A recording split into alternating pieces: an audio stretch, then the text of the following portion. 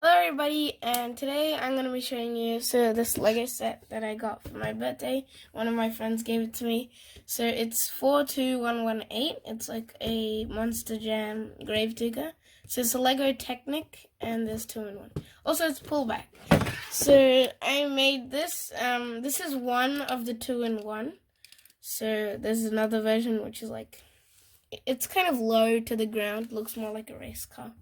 So this one, yeah, so if you pull it back, let me just pull it back.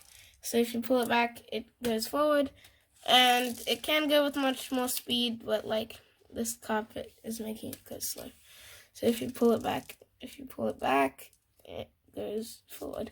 And yeah, there's really cool stickers on it. So this design, it took really long to make.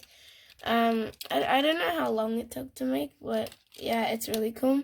Some of the moving parts are this flag, so it can go left and right, up and down.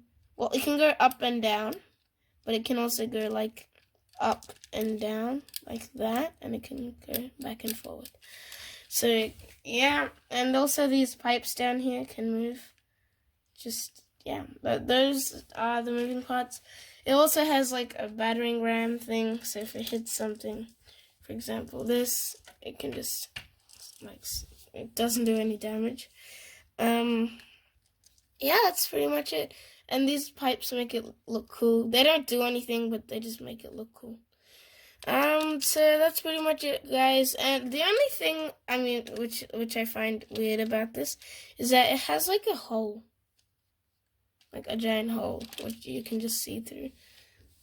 Like a hole. Maybe they should have like added a windscreen or something.